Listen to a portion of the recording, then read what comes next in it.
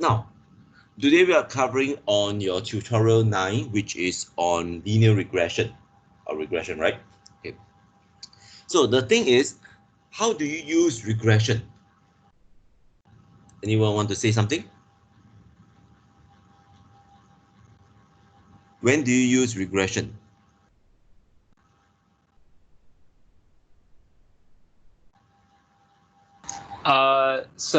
Is it correct to say that we should use regression when we are trying to model like multiple independent variables, or perhaps include continuous and categorical variables? You can say that. Okay, now, have you used linear regression or have you used regression anytime in the lab before?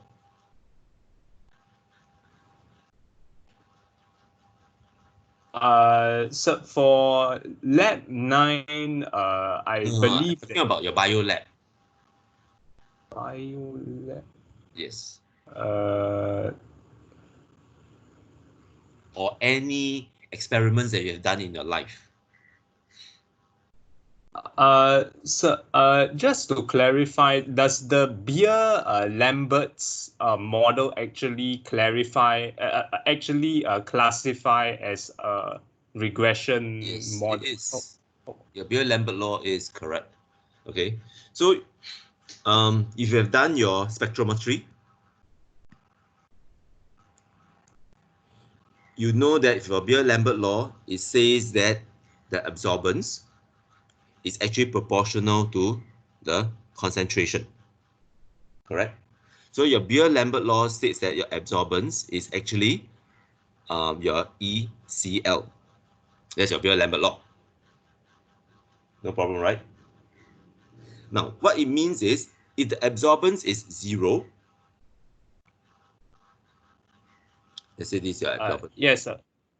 Okay. Now, what it does is because your path length is always 1. Okay, remember your QVAT is always 1 centimeters. So the path length is 1. Automatically, your Beer-Lambert law becomes your absorbance equals to epsilon concentration. Because it starts off with 0, in fact, it's plus 0. So we just ignore this. Okay. So indirectly, it is the same as your y equals mx plus c, just that your c is 0, your m is now called as your epsilon in your Beer-Lambert law. Your concentration now becomes your c. Okay. Now, having said that, we actually use this very often, your linear regression very often. So let's say, let me just erase this.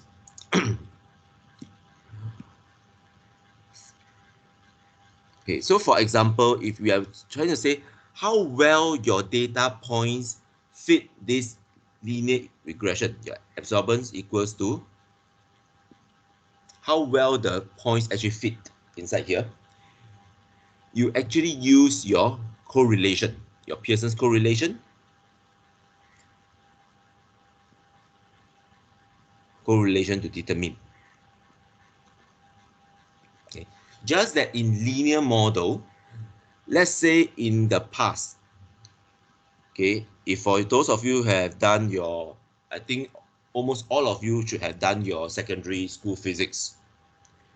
Okay, remember that there's this experiment which you, let's say this is your rubber band, then you have your weight. Okay, the amount of weight, you measure the extension of the rubber band. Correct? So this is your extension of the rubber band, and then this is your weight. So you put 5 grams, let's say you put 5 grams, you end up with maybe like 2 centimeter. You put something, you end up with a certain thick, a certain extension. So this is, and you say that there is a linear relationship between the weight and the extension. This is known as your Hooke's law. Okay, except that the limit of proportionality is not, there's a limit of proportionality somewhere. Otherwise, the rubber band will break. Okay, you know that is your Hooke's law. Now, in your secondary school, when you have your experiments and you want to draw a line across it, how do you draw? Before you learn about linear regression, how do you draw a best fit line? What did your teachers tell you to do? So when we are trying to plot out a best fit line, we should try and plot a straight line as close as possible to all the plotted out points as Yeah. best as Okay. it can. All right. Uh, So it is as close to the plotted points as possible, which means that if you have a line, okay, I'm going to draw a horrible looking line. So let's say this is the points, okay, maybe here. Now, when you draw the best fit line, what you try to do is you use a ruler and you try to make sure that there is equal number on top and equal number of points below, and so on. But what essentially you really want to do is the gap, is the positive gap here and the negative gap, is it equal? Okay, so if I add up all the positive numbers, all the positive error, and then add up all the negative error, so the summation of all the positive minus the summation of all the negative should be close to 0. Okay? Then this is the concept whereby your linear model is fixed on. You have all the x values, this is x, this is y. You have all the x values and all the y values, okay, x1, y1, and so on. What is then the equation? How do you get your gradient and the y-intercept so that this is met? That is what linear model is trying to do. Okay, that's why you have a lot of equations just to solve this. In fact, your linear model, you have your y equals to mx plus c. All you need to find is your gradient and y-intercept. Okay, so having said that, how well the points actually fit the best fit line is based on your Pearson's correlation. You can actually determine that by Pearson's correlation. If the points fit the line very closely, then the Pearson's correlation should be close to 1 or -1. Okay. Now, someone actually asked me, when do you use Pearson's correlation? When do you use Spearman correlation? Spearman correlation is when the data is not normally distributed. That means this data individual is not normally distributed. Okay, that means X may be not normally distributed, Y may not be normally distributed. In the question so far, we all use, if I'm not wrong, mostly Pearson's correlation, because from the work itself, Pearson's correlation, the symbol is R. Spearman correlation, the symbol is R, R subscript of S. Okay, so this is quite important. Similarly, in actual experiment, you also have to be careful, because when data is not normally distributed, you use Pearson's correlation, you can get a seriously wrong answer. Okay, for example, let me show you. I have data that looks like that. You have the points, that is this. Then somehow you have another set of points that is here.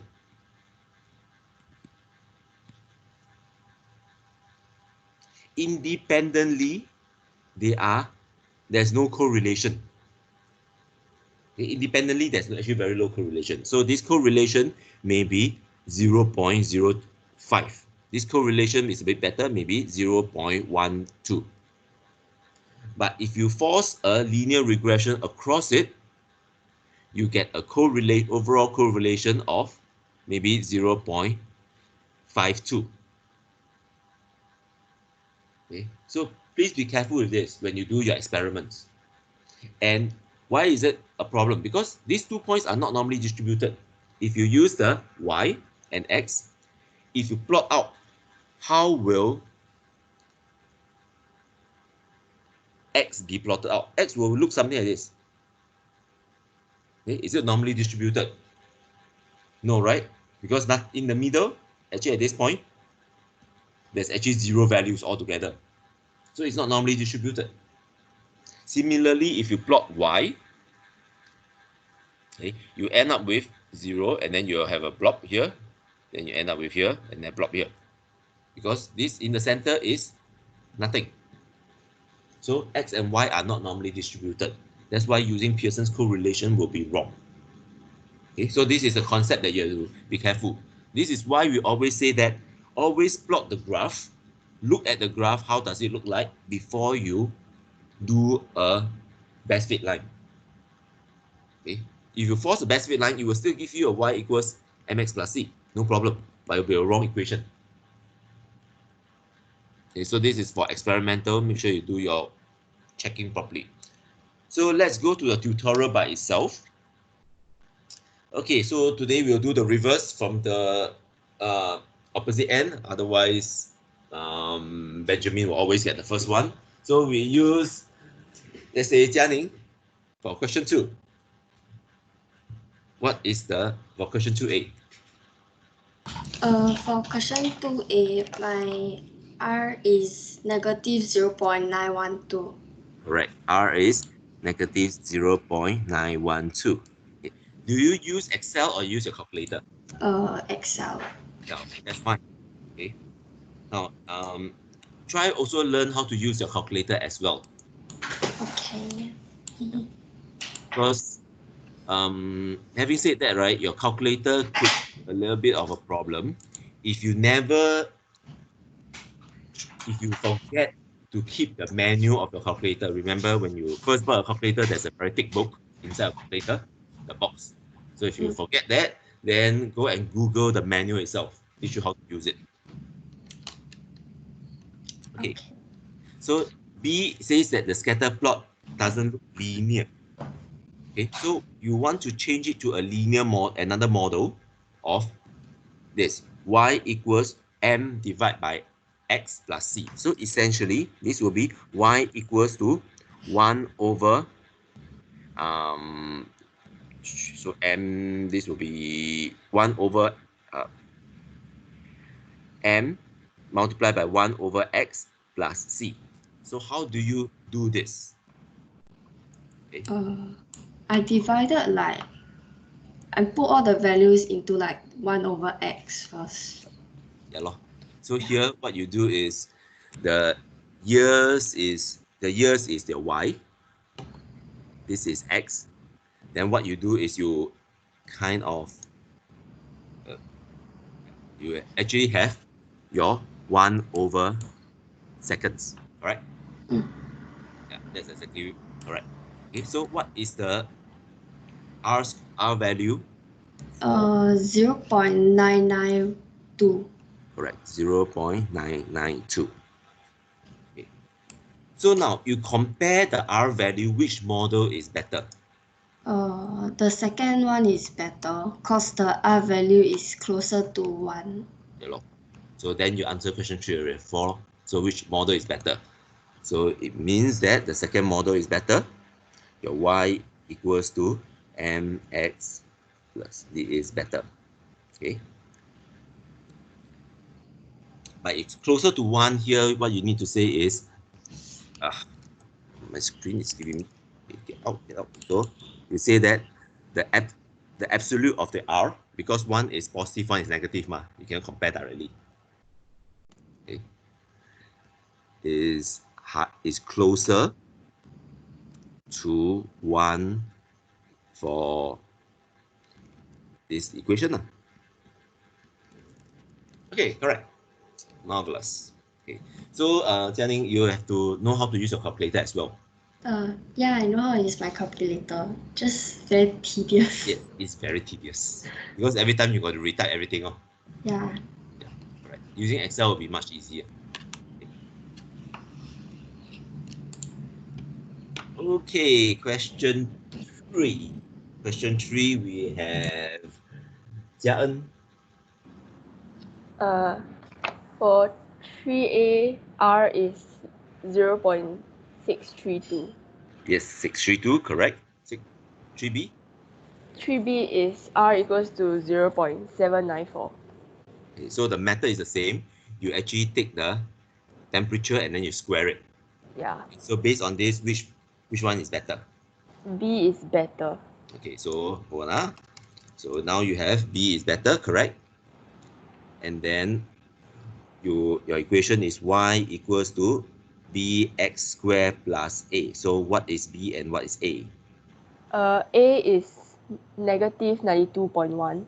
A is negative 92.1. Okay, And then B is 1.78.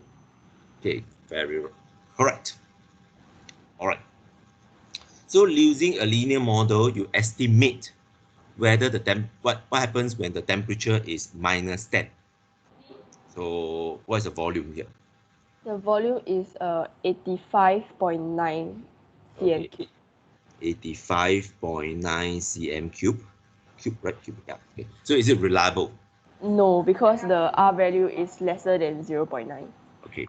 So this is, as far as this module goes, okay, not reliable because R is less than 0.9. Okay. Now, as far as this module goes, we use 0.9 as a standard. In reality, when you do your experiment, especially if it's not a controlled experiment, like when you do your burette test or whatever, if you do an actual experiment, for example, this, okay, you measure, let's say, your glucose concentration, okay, with your cell growth rate. Let's say you do this in biology all the time. You measure glucose concentration versus cell growth rate. You expect it to be a straight line, somewhat. Here, if you get a R of more than 0.7, you're actually very happy already. Okay, so it's context dependent. Okay, just that in this module, we use 0.9 as a standard. But in biology, you almost never get 0.9. It's very, very hard. Yeah, unless it's a mathematical equation. Okay. Yes, sir. So let's say, do you think if I were to give you this, okay, I'll put, even for any one of you, you can try this. How many of you like to eat buffet? Anyone love buffet? You can raise up a hand if you like buffet. Anyone love to eat? Okay, Jeremiah love to eat. Anyone else? The rest don't like to eat. Okay, so anyway, just put our hands. So if you like to eat, how many of you weigh yourself once in a while? If you weigh yourself once in a while, do you weigh yourself in the morning or in the evening? Anybody like to say something? When do you weigh yourself? In the morning or in the evening? Never, sir. I don't weigh myself at all. Okay. Try lah. Try to weigh yourself tomorrow in the morning when you wake up. Then weigh yourself in the evening and see what happens. Okay. So if I were to tell you that your weight gain after food, okay, after food weight gain versus the amount of food that you eat, do you think that you know that it's going to be more or less a straight line? More or less, okay? Do you think that what will be the R value, the correlation?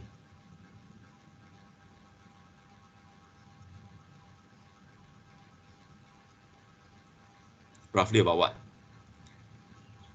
That means if I give you 1 kilogram worth of ramen, and I weigh you before and after,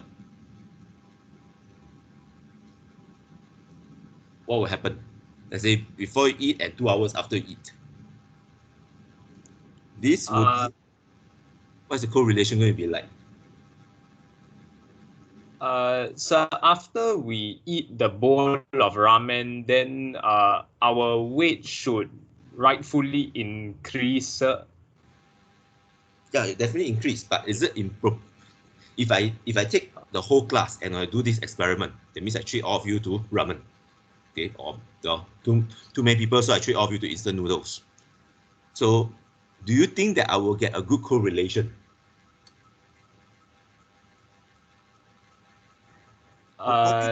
No, It will be quite hard. I'll probably get a correlation of maybe 0.82, because you know that there will be some of your friends who, no matter what they eat, I don't know, the food just go into somewhere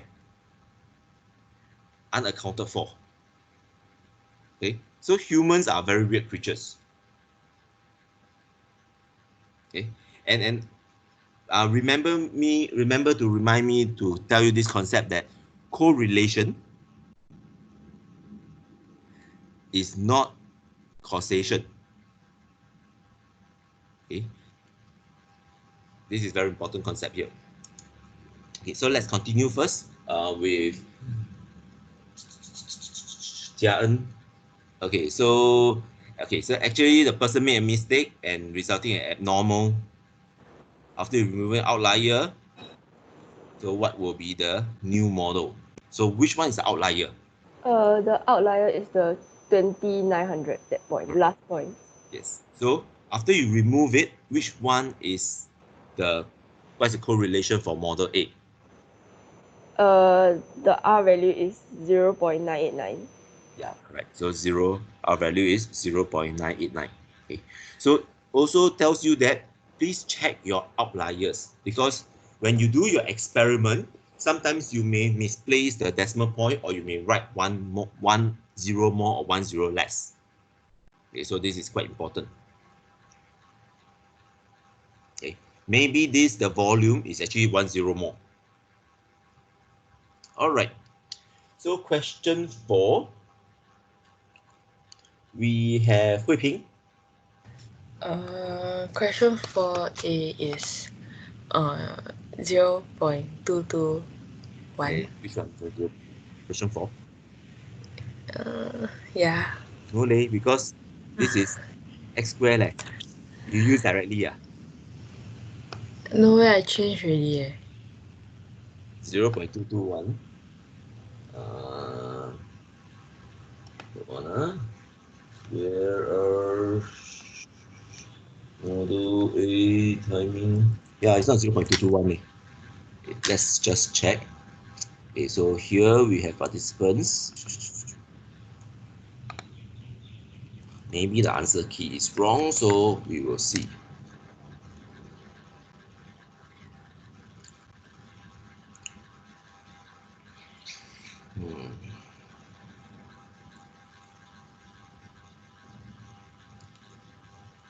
Okay, hey, Excel, get faster.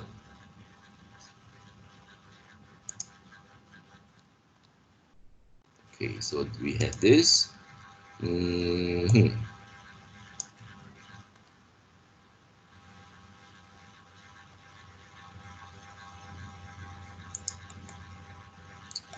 Just let me. Okay, so this is time taken. This is I'm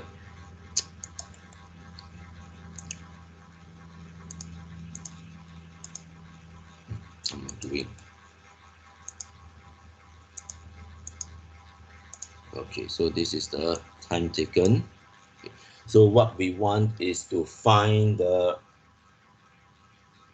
x squared. Okay, so x squared, this will be x squared equals to this.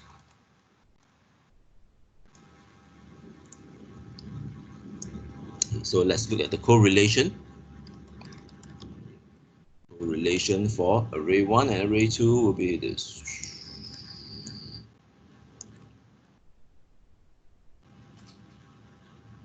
Yeah, so it's 0.46, about minus 0.47.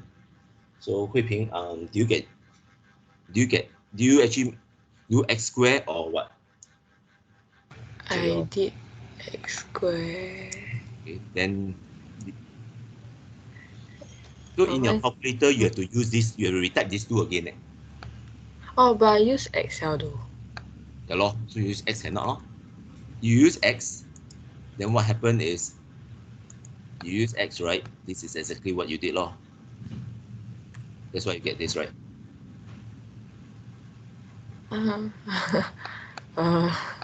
So check your workings again. Doesn't matter, we'll come back to you. Okay, so anyway, for question 4, let's have Jeremiah first.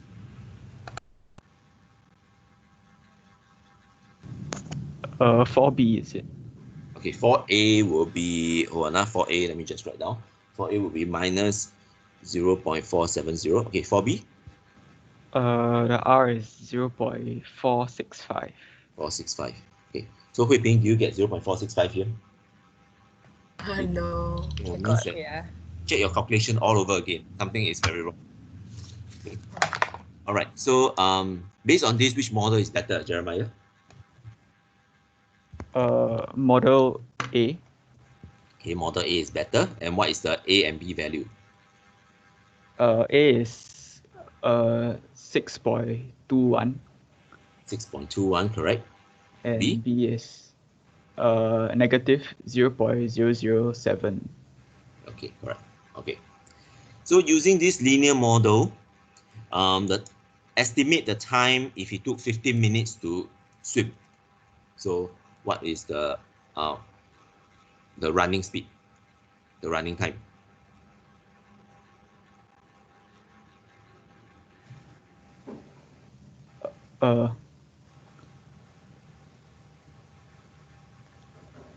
Yeah, if it take 15 minutes to swim 1 kilometer, how long does it take to run 1 kilometer? I think there's something wrong with my answer though. Try, right, is the answer. I got 1,397. No, that is wrong already. So you use model C, you use model A. What happened is you have this. Okay, so y equals to minus 0.007 of your x squared plus A will be 6.21. Okay, so this is your swim, your y is your y is your run time, x is your swim time. So it takes 15 minutes to swim. All you have to do is just find out what is y when this is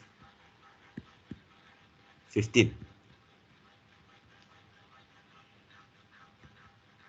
So what is y here? Y equals to what? Try to calculate now. Okay.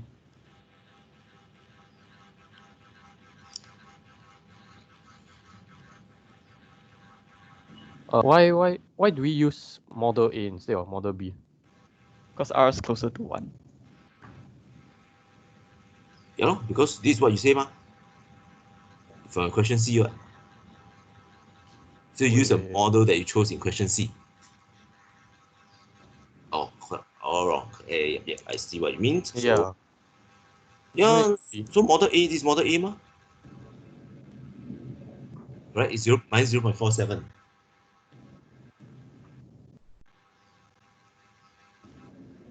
But it's not closer to 1, right? Okay, we'll choose model A because the absolute R value is closer to 1. Oh, Yeah. okay. Sorry. Yeah. Is Y 4.59. Yeah, okay, so it's 4.59. So running is actually you estimate to be 4.59 minutes. However, is it reliable? No. No, right? Okay. Why is it not reliable? Because the R is less than 0.9. No. Less than 0.9. Yep. Okay, so supposedly participant 2 is removed due to disqualification. Now what you need to do is you take out this, okay, and then you recalculate again. So for model A, oops, so for model A, what will be your R value, your correlation, and for model B, what will be your correlation? For model A is negative 0.589. Yep, correct. Model B, 0.594. 0.594. Okay, so which one is a better model now? Model B. Yes. Okay. Model B is a better model because the absolute R is closer to 1. Okay, it's correct. Okay, so but Jeremiah, do you have any issue, any problem here? You have to use this absolute R. Yep, okay. Okay. So sometimes we don't use absolute R, we actually use the R square value to make your life a lot easier as well.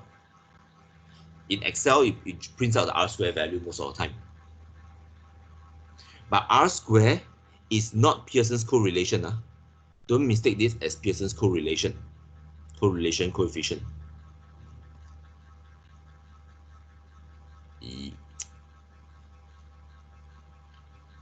Okay, this is not.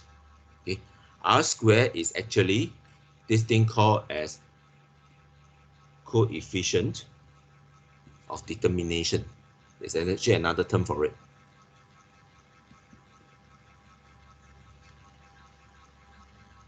Okay, what does R square means is this. So let us just go through here. Not sure whether have you done this experiment. You look at the absorbance in your spectrophotometer reading versus the protein concentration. Have you done this assay before? Your Bradford assay or Bradford assay, yeah. So I believe we did some similar calculations for molecular biology, sir. Yeah, okay, so correct. So what happened is you actually have prepared your tubes. You have zero, let's say microgram of let's say 0 milligram of protein, 1 milligram of protein, 2 milligram of protein, and so on. Okay, so here we have this. Basically, you get a result that looks something like this. Then you plot a best fit line. This is what we call as your standard curve. Okay, so that your unknown protein, so I give you a tube of unknown, you can do the same and then you read off what is the result. So let's say this is unknown, you can read off what is the result.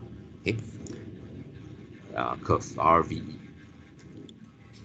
Okay, so let's say this is R of 0.9, which is very good. R square will be what? What is 0.9 times 0.9? 0.81, sir. Okay, 0.81. So 0.81, this is also known as the coefficient of determination. So what does it mean is this? Okay, 0.81 means that 81% of the variation on the y-axis, okay, in this case will be the absorbance, is determined or by the x-axis. So in this case will be the protein concentration. So which means that you have actually 81, so you have 19% that is unaccounted for. That means 19% of the variation in the absorbance is unaccounted for.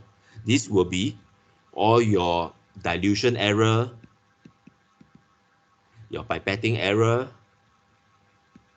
okay, whether it's the spectrophotometer calibrated and all these things go into a 19%. That is why it becomes quite important here. Okay, you want a standard curve to be as close as possible. Okay, so this is how you use your R and R square values. Okay, now question number 5. Okay, Danielle, let's see how many questions have we got first. 6, 7, 8. We have only 8 questions. Okay, so let's jump a few so Danielle, you're saved because you don't have that many questions to do. Okay, how about Ranjini? You just do 6A and 6B. 5A and 5B, sorry. So Ranjini, which is Pearson's correlation or Spearman correlation more appropriate? I wrote Pearson. Okay, why?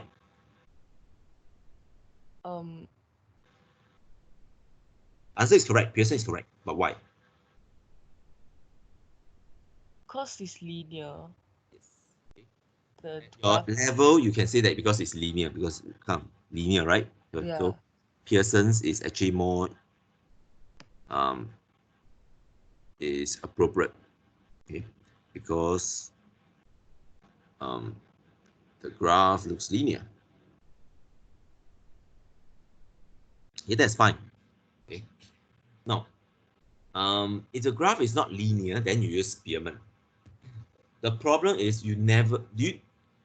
I'm not sure whether how many of you know how to calculate Spearman on Excel. Okay. But anyway, later I'll show you. How about 6B? What do you how can you describe the relationship?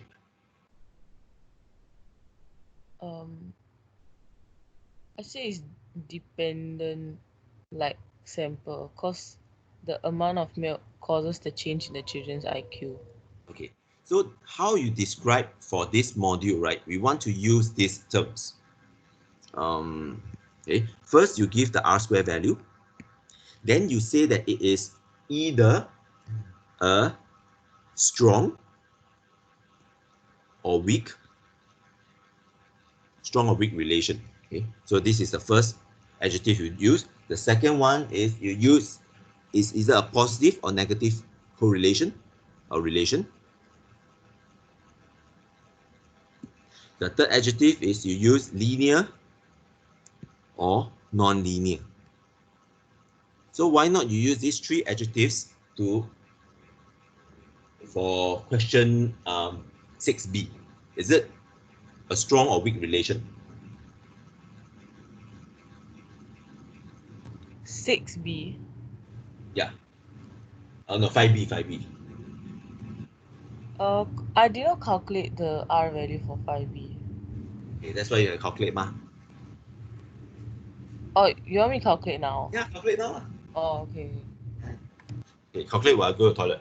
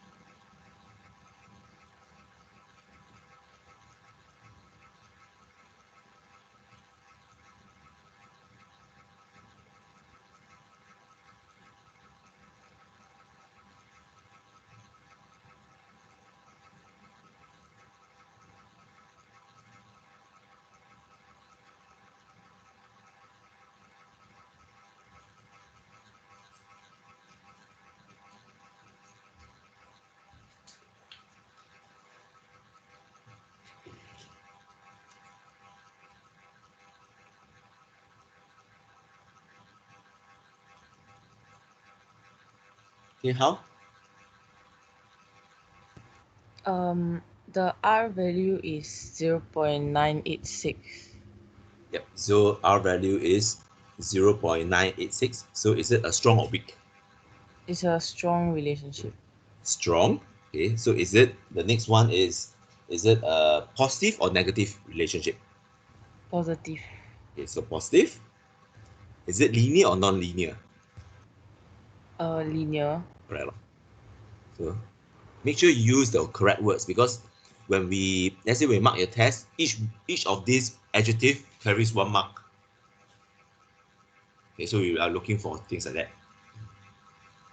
Okay, then let's have Sean to do question C. How do you interpret the slope?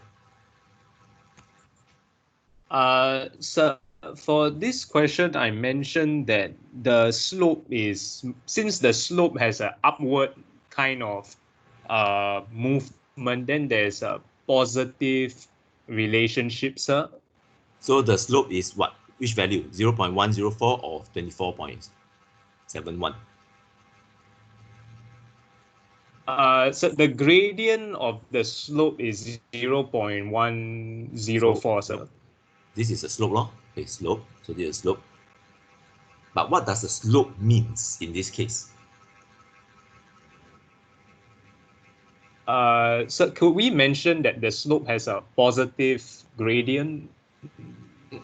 The slope, okay, the slope will never have a positive or negative gradient. The slope is already positive or negative. The slope and gradient means the same thing.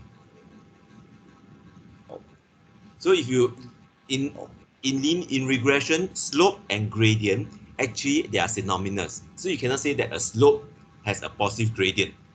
You are saying that a slope has a positive slope. Okay. Yes, sir.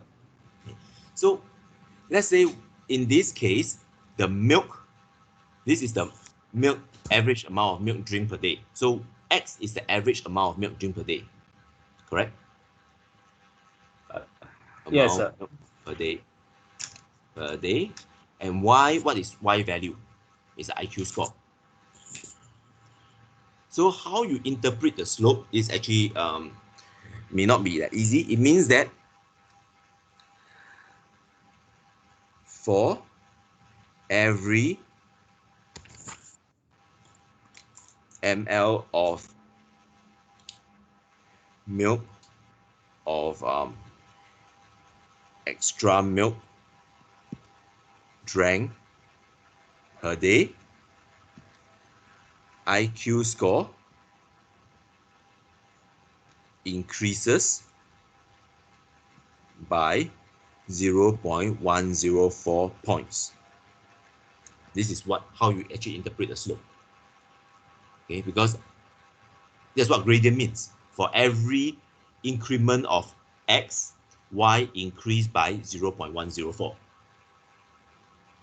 So you put that into the context of this graph.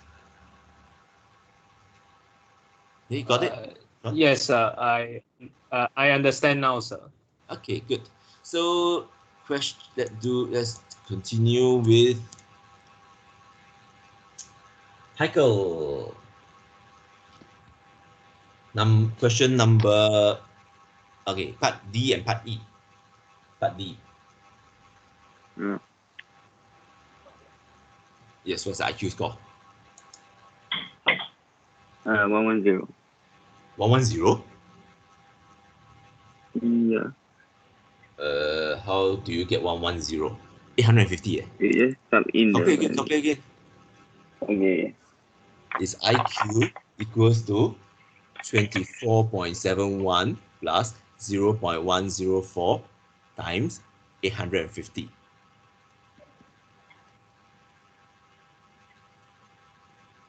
Oh, 113. What? Is it? 113. Correct, 113. Okay, then can you predict when it drinks 1,500, 1,050?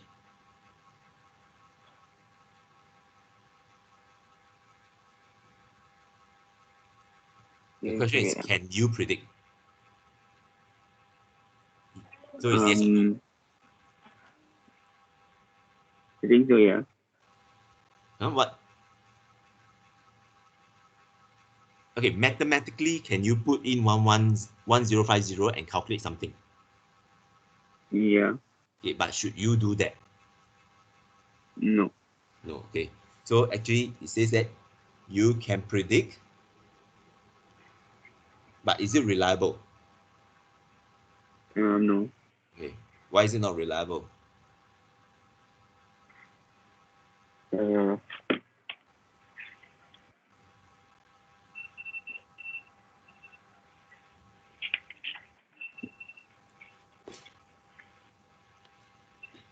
Why is it not reliable? mm,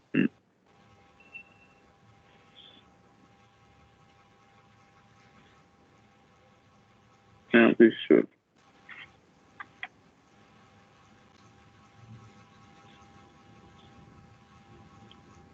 Okay. Yeah, you already say that is you should not, you can predict, but then it's not reliable. The question is why is it not reliable? I'm not sure. Not sure. Okay. Because simply 1050 is more than the range here. So this, when it's out of the range, we call it a extrapolation. Extrapolation is not going to be accurate. Okay, that's the reason why. Okay, because 1050 is out of range, out of measurement range. Measurement range. Okay, that's why it's called it's an extrapolation. Okay. Okay, so it's almost like saying, remember back to the physics question that we have. It'll be like this. Your spring extension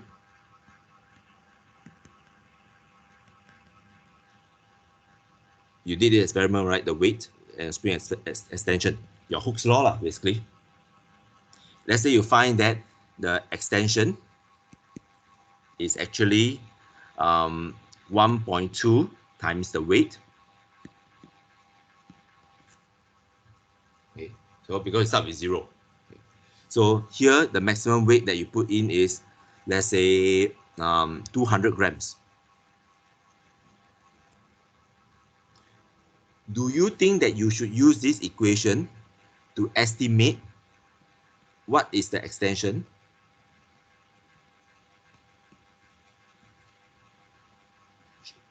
when the weight is like 5 kilograms?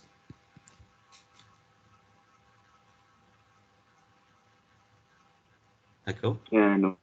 Yeah, because you have no idea 5 kilogram you can put in and then you still calculate, but then you do not know whether will the spring breaks at 3 kilogram or not.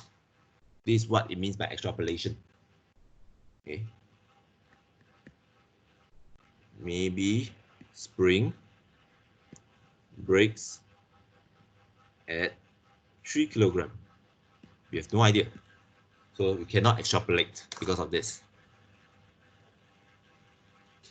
All right. Okay, so next one is Akil. Straight on what? Sir, may I ask, with regard to question E about predicting the IQ score, Uh-huh. Yeah, talk. Now, what's your question? we can predict, but we don't know about how it. So, I was asking for question E. If we just wrote down, we can predict the IQ score, Yep. but we do not explain about whether it is reliable or not reliable. Will the answer still be accepted, sir? Okay, then it will be tricky because you can predict mathematically, you can predict, but should you predict? That's a problem. Okay, this question is actually not phrased in a way correctly, I would say. It's to really ask you, should you predict, rather than can you predict?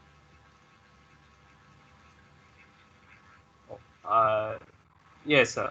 Because mathematically, you can put in any number.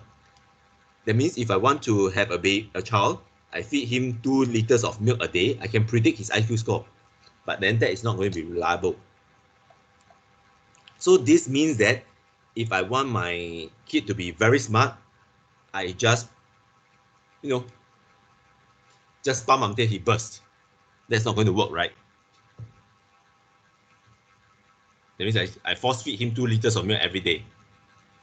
I don't think the child will like it very much. Definitely not going to increase his IQ score to 150. All right. So, Akhil, how about question E? Question E asks, do you have any concerns regarding this experiment?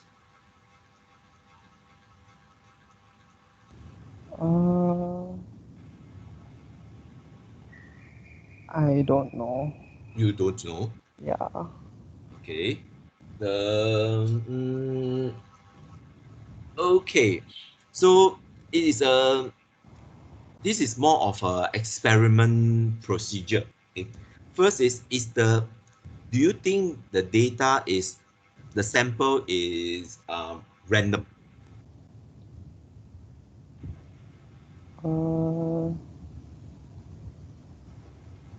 I think so. Okay. So here we actually have no idea whether a sample is random. It may be or it may not be. Okay. So there are few concerns in a way is the sample may or may not be random.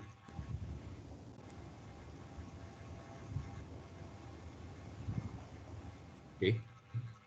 Then secondly is because here it have all the children that consumes milk, do we have a control group? No. No. Okay. So there's no control, which means that we actually do not know if you actually do that, right? By right, if you know no control, that means you never drink milk. It's supposed to, I don't know, what's the IQ score going to be like?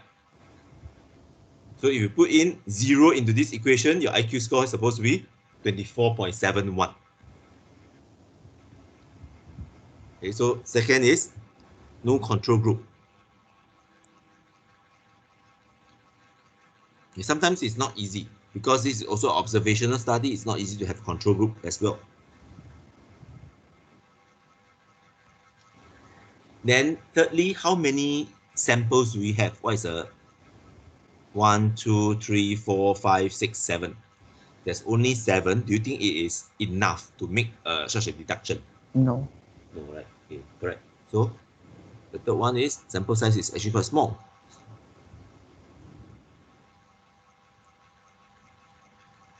Okay, so it's actually not really enough. Yeah. So it's actually hard to deduce anything. 12 years old children, maybe you have a lot of 12 years old children that doesn't drink milk, and the IQ is actually, well, maybe better than 125. So again, all this we do not have a lot of information about it.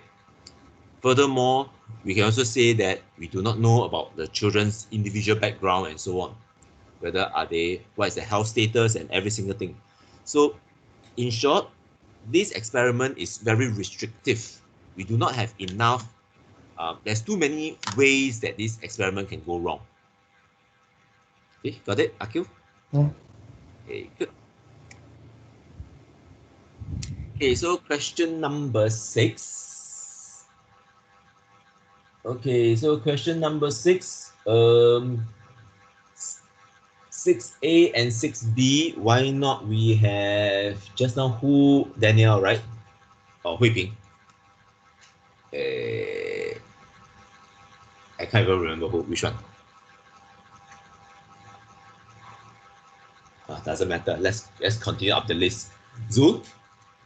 So 6A, are there outliers? Zul.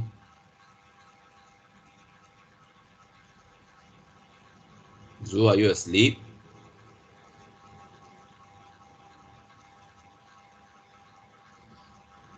Hello, sorry, can you hear me? Yes, can hear you. Okay, so are there outliers? 6A. No. No, no outliers, correct. No, sir. Sorry. Okay, doesn't matter. Outliers, outlier. Spell outliers wrongly already. Outliers. Okay, so what is the R and A and B? The R is 0.998. R is 0.98, correct? 0.998. A is 20.985. 20.985, correct? And B is 0.978. All right. Okay. Okay, then why not you do question C as well?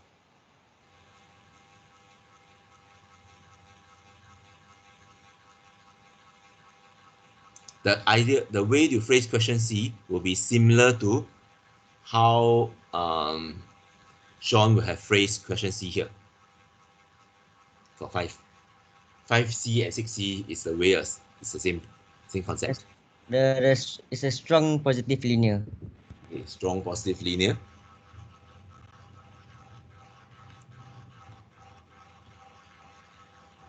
All right.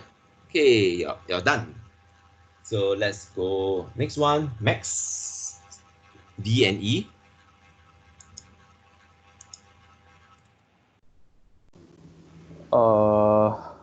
D I got 68. Wait, 68481. 68481. 68481. Read 50. 68481. 68. Actually, it's wrong leh. Why not you calculate again using these numbers? Yeah, wait. Make sure you get yeah.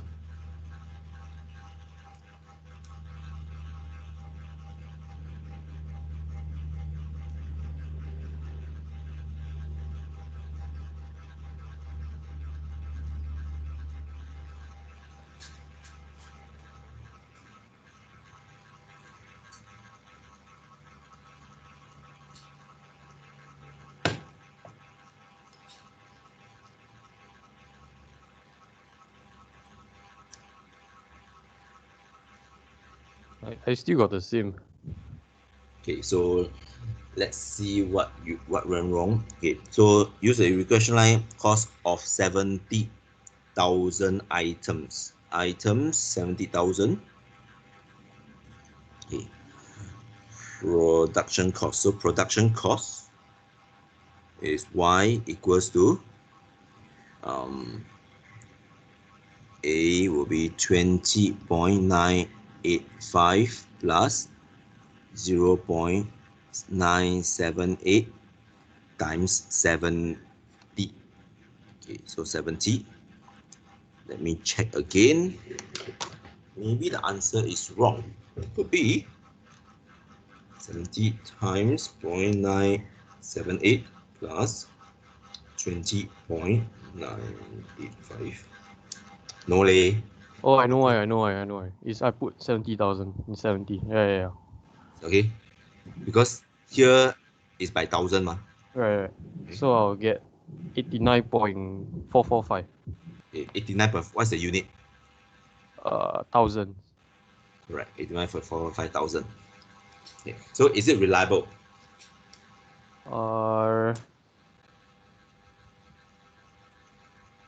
Yeah. Okay, yes, reliable. Because R is more than 0.9. More than 0.9. And is it intrapolation or extrapolation? If R can be more than 0.9, but it's extrapolation, then it's not right. It's unreliable. Intrapolation. Extrapolation, correct. Okay, how about question E? Yeah, I have no idea. Okay, if the selling price produced is, try to calculate yourself. So your selling price produced, okay, if you have, let's say $2.2 per selling price, okay, then it must be, because your X ma, so it must be equals or less than 20.985 plus 0.978 of x. So find out what is x.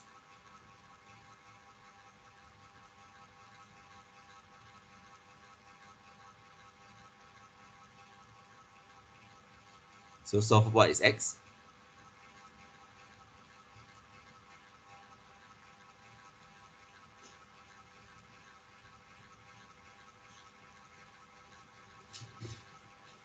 Uh, 17.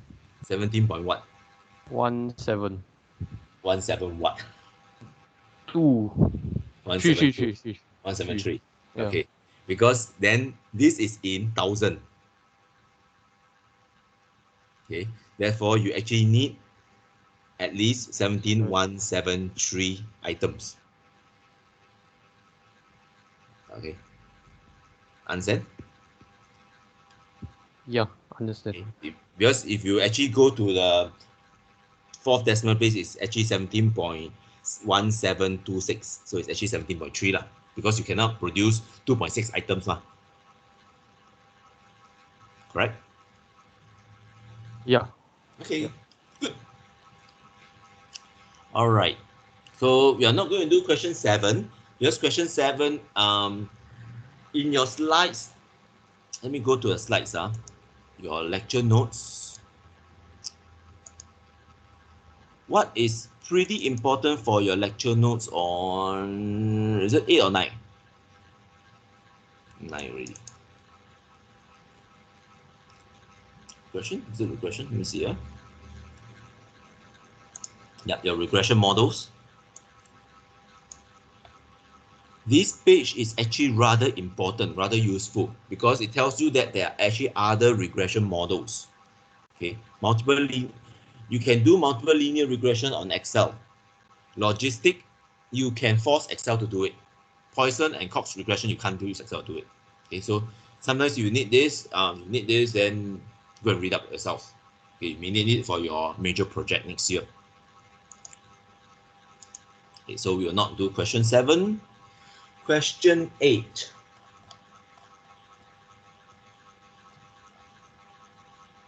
Okay, question 8. So for sets of observation, compute the linear regression and Pearson's correlation for each observation.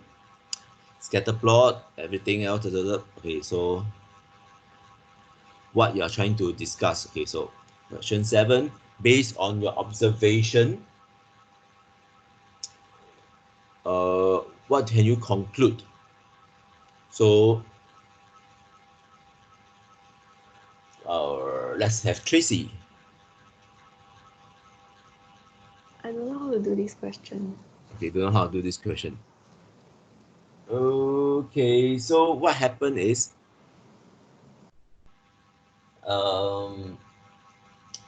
you basically need to do the R value for each one, and then what can you conclude? Is it a linear? That means you use linear, strong, linear or weak, strong or weak, linear or weak correlation, positive, negative, and what am I talking? Strong or weak relationship, positive or negative relationship, linear or non-linear relationship. So this is actually not easy. You have to calculate for each one.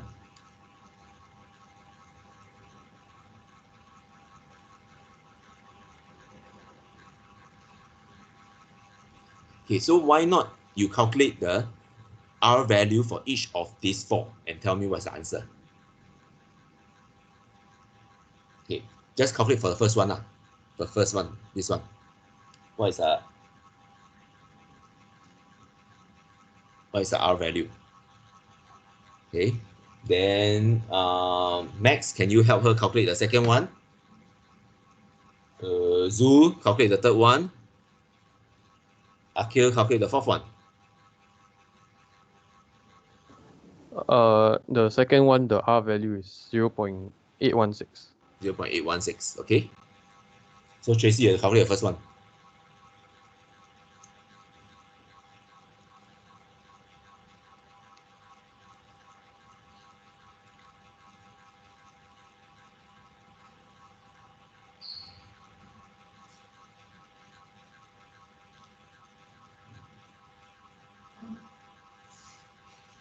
Max, Zoo.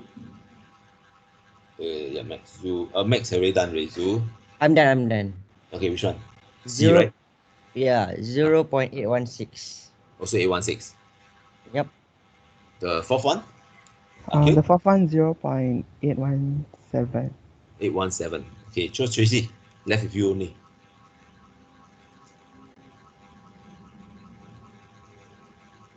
Is it 0.816? Yep.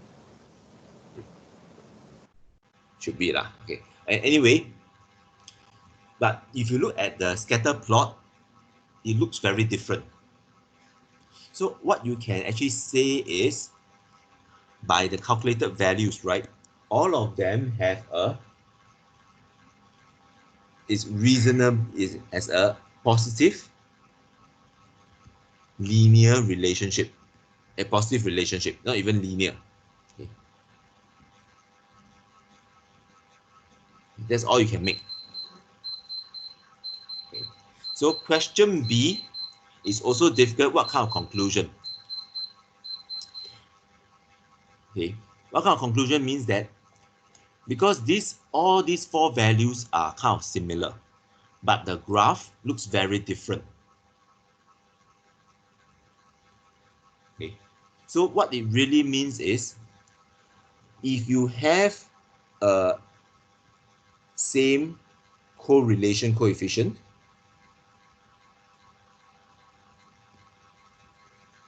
does not mean that the graph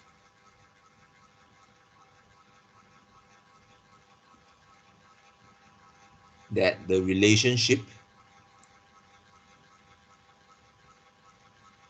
between the two variables are the same.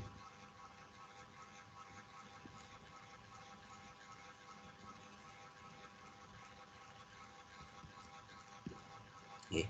So in fact, if you calculate the regression line, you get the same regression line. Everyone will give you B, A and B, right? A equals to 3. B equals to 0.5. Everyone will give you the same, but the graph looks very different. So this is kind of to show you, always look at the graph before you calculate something. Okay. That's what it's trying to do. Okay. So which means that will you calculate a Pearson's correlation coefficient without having a scatter plot? So Tracy, answer this question. Will you do that based on what you have for A and B already? No. No, right? Yeah. So you will not do it. It's risky. Okay. Okay, we don't need to do the last one. Okay. In fact, if you have done, why not, Tracy, Hugh, why not you give us that means for as an observation 3, there's a point that deviates significantly, observation 3, yeah, because of this point. Okay, if you remove this point, then what will be the R value, and then what will be the regression line? Hugh. Yep. So let me just calculate first because I kind of got a bit stuck at the earlier part for AA. So hold on.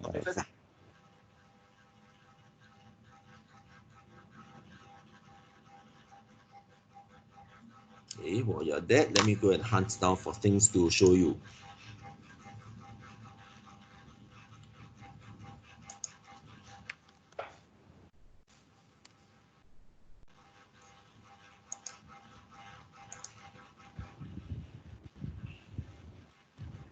Yes, Mr. Lim, are you ready? In a bit. Okay, good.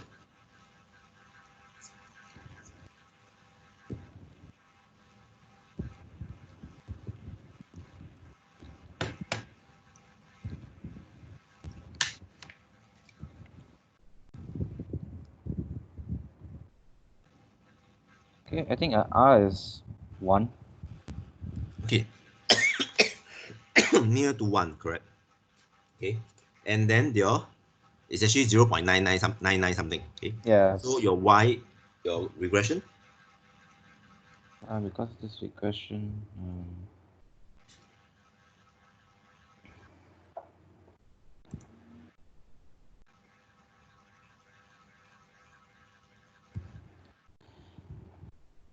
It's like, I'm not certain for the y. Mm-hmm.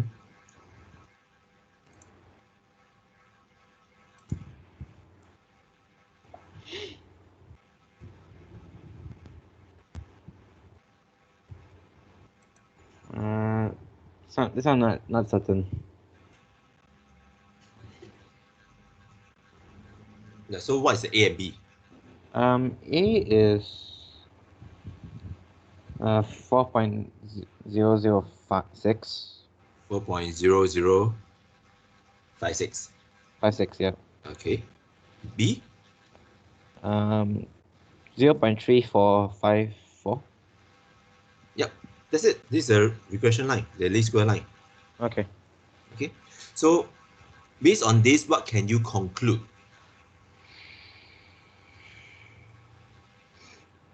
What happens when you remove and don't remove this outlier? When you move the outlier, the R value increases to become reliable. Correct. So it's very important. The thing is outliers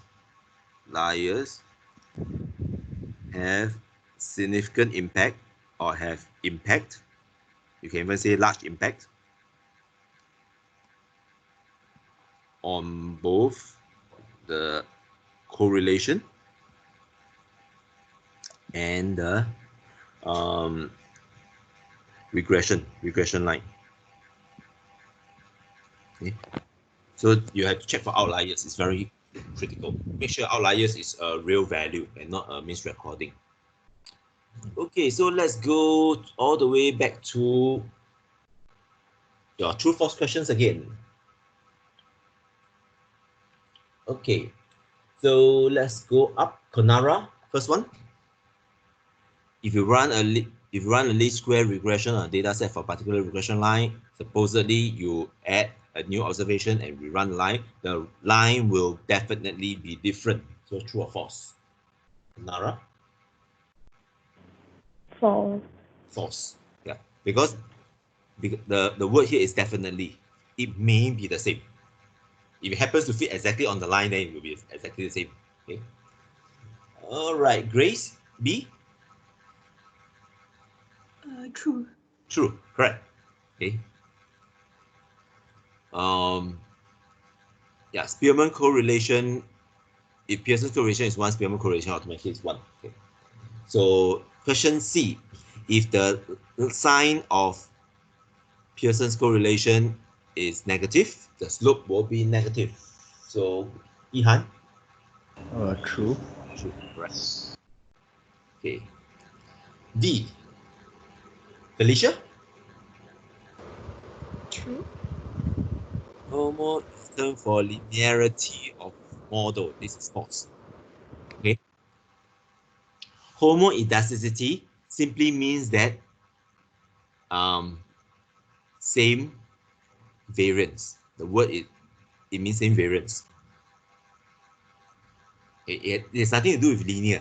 It talk about the variance. So if you go to Excel, if you want to do a t-test, right?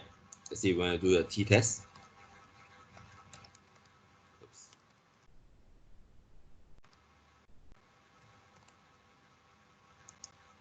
See, if you go to types, this word homoelasticity came up. Okay. Equal variance means homoelasticity. Unequal variance is the other way around. Okay, so this is false. Okay, it's more of a language, it's a technical term. Okay, so there's nothing much here. All right, so the last part I'm trying to show you is this thing that I keep saying. Correlation does not equals to causation unless it is an experiment. Okay, unless it's an experiment. It is an experiment. Okay. If it's observation, correlation doesn't equals causation. Everything can be correlated. Okay, so let's say if I were to plot, this is the month. So I have January, February, March, April, May, June, July, August, September, October, November, and December. Okay. Now, if I show that this is the number, okay, count. If I have the line that looks like that, and then another line that, can I change the color? Yes, I can change the color. Another line that looks like that. Do you think that these two lines are correlated?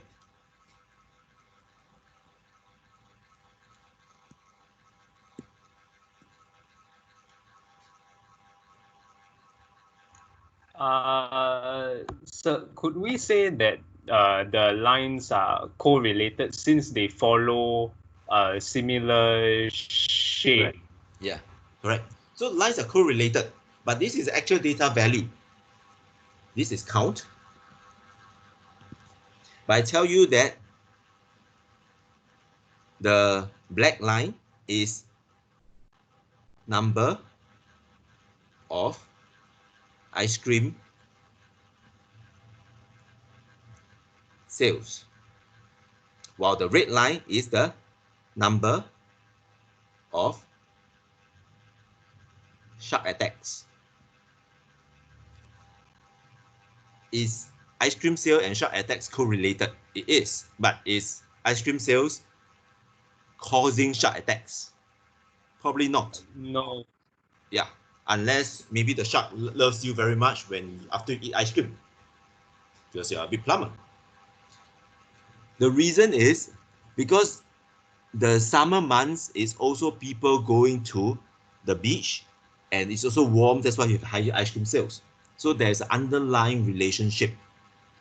This means that everything can be correlated, but it doesn't mean it's causing something. Okay, so let me just show you a website. Okay, now you have correlation. It actually calculates the data values here. So US spending on space science and technology is actually very well correlated with suicide. And you have the data points here. It's 0.99, doesn't mean anything. So we should not spend more money on science because it causes more suicide. People love to die anyway. Okay, and these are from official data. Okay. This looks interesting. How many of you know who is Nicolas Cage?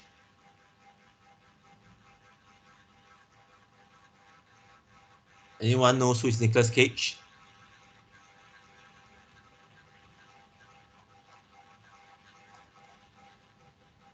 Let's go and find out who is Nicolas Cage. Maybe you. So is he he's an American actor, sir? Yes, of course. Yep. So you show his face. Yeah, this guy, Nicolas Cage.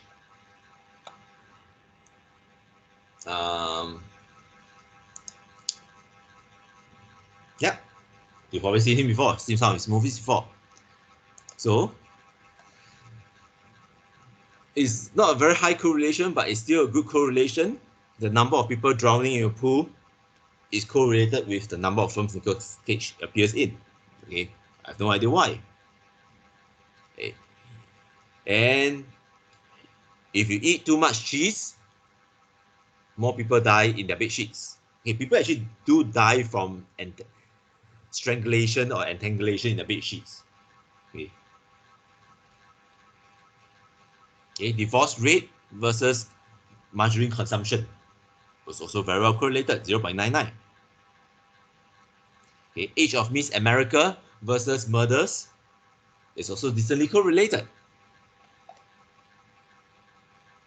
Okay, so this, you have a few others. Let's go to the one that's spiders. Spider. Where's my spider? Yes, this. Letters of winning words in a spelling bee contest. correlates pretty well with the number of people killed by venomous spiders. So everything can be correlated. This is what I'm trying to say, but it doesn't mean that it is caused by something. Okay, so you can actually go and find this website and look for it. It's quite interesting. All the numbers are there. Okay, so that is basically the end of today's tutorial. Any questions? Dr. Murray, Yes. can you assign us our questions for the lab assignment? Lab assignment? I thought I did already. The lab assignment 2. Lab assignment 2. Let's see. Yes.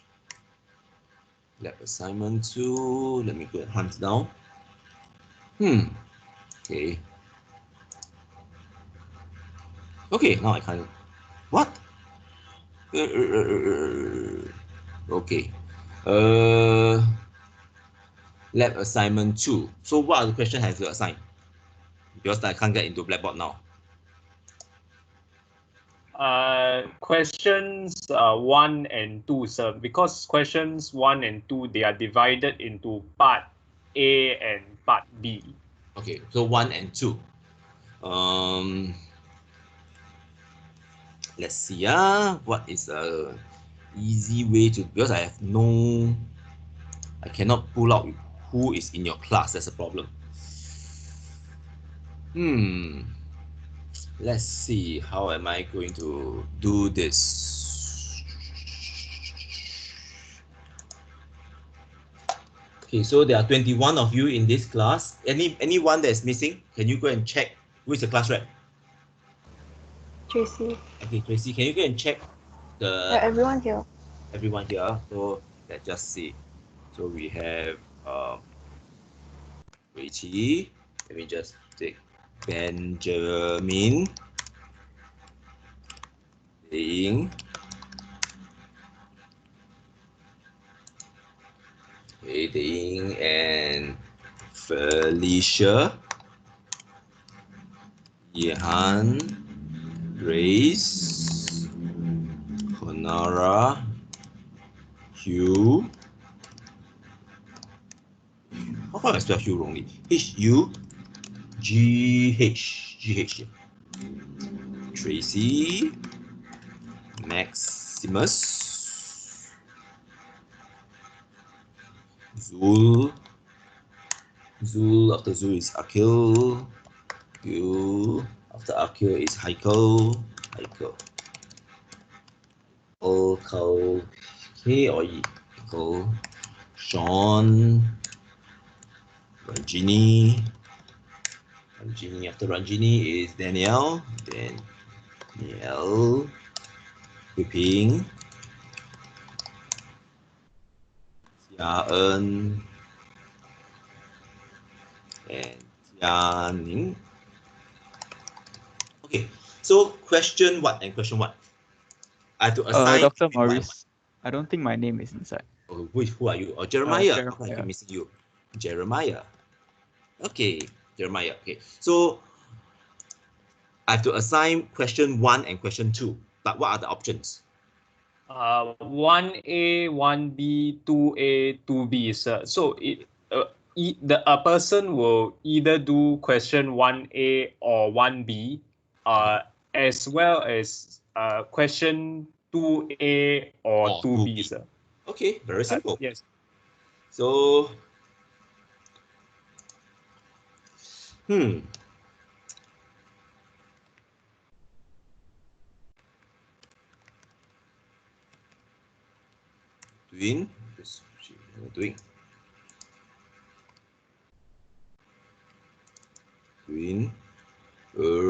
1 and 2.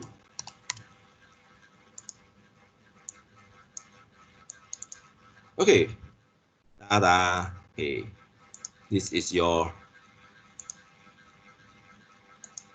So if outcome is 1, you do 1A. Outcome is 2, you do 1B.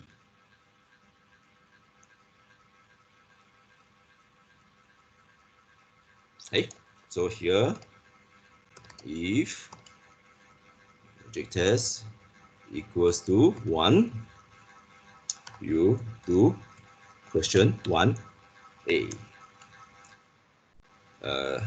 Otherwise, you do question 1B. B.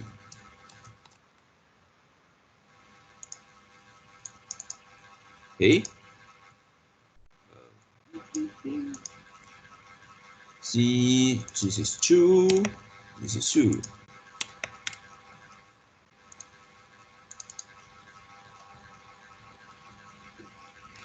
All right. Okay. See where all your questions. Which one are you supposed to do already? Okay, so Wei Qi, you are 1A to B. Ben, you are 1A to B. Lei Ying, you are 1A to B. Felicia, you are 1A to A. Ihan, you are 1A to B. Grace, you are 1A to A. Conara, you are 1B to A. Hugh, you are 1B to A. Tracy, you are 1A to B. Max, you are 1A to A. Zul, you are 1B to B. Akil, you are 1A to A. Heikel, you are 1B to B. Sean, you are 1B to B. Ranjini, you are 1A to B. Danielle, you are 1B to A. Hui Ping, you are 1B to A. Jia En, you are 1A to A. Jia Ning, you are 1B to A. Jeremiah, you are 1B to A. Any problem? Okay, hold on, just let me see. Snip.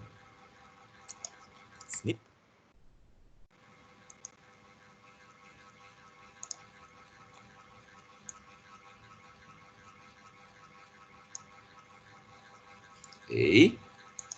Let me just go and okay, and to get out of Sean's face. So okay, so I put it up already. Go and look for it yourself.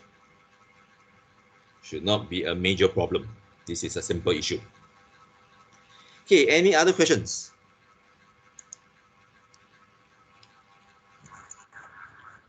All right, that's all for today. Have fun. Bye bye. Go and do your lecture. Sir, is it correct to say that the x on y regression line is written as x equals to my plus c, just like how the y on x regression line is written as y equal to mx plus c, sir? Actually, we never write the other way around. We never write the other way around. Okay, because y equals to mx plus c is not the same as x equals to my plus c. The concept is different. Y equals to mx plus c is generally more likely to be x equals to 1 over my plus c. Although it can be wrong even. So don't write it inverse. Oh, yes, sir. So also regarding how we can identify whether the presence of a linear relationship is based on a scatter plot when we are trying to justify our answers. So for questions like question 3 of tutorial 9, where there is no scatter plot diagram provided beforehand, like for the temperature and volume, like they didn't provide a scatter plot beforehand. How will we be able to identify whether a scatter plot has been used? Okay, so because this is tutorial, in real life you always draw a scatter plot first. Although sometimes you will skip it and you assume it to be linear, because there are cases whereby to consider non-linear, it is going to be more messy when you do your calculations. So yes, although we say a scatter plot is always, you try to always draw it, sometimes we even skip that as well. until we find something is wrong with it. But my suggestion is, if you are doing just one or two question, always do this, or one or two experiment, always do a scatter plot, because it can give you different results. You do not want to do all your analysis and then find that your scatter plot doesn't look correct.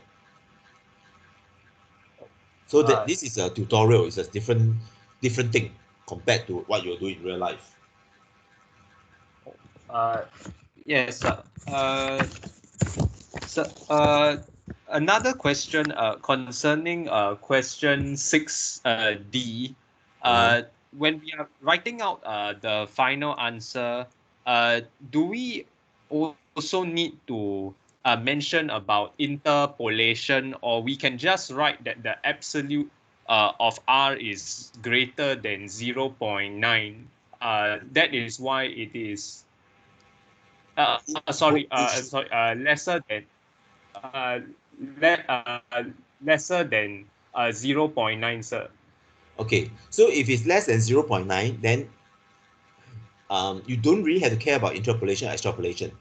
You have to be, if it's more than 0.9, then care about interpolation, extrapolation. If it's less than 0.9, it's not, as far as this module is concerned, it's not reliable already. So even if it's less than 0.9, interpolation is still not going to be reliable. So why care about it? So, but in the event that the absolute of R is greater than 0.9, extrapolation. Then care about it. Then we must write about we must write about the extrapolation or interpolation. Yes. Okay. Yes, sir. Thank you, sir. Thank you, sir. Bye-bye.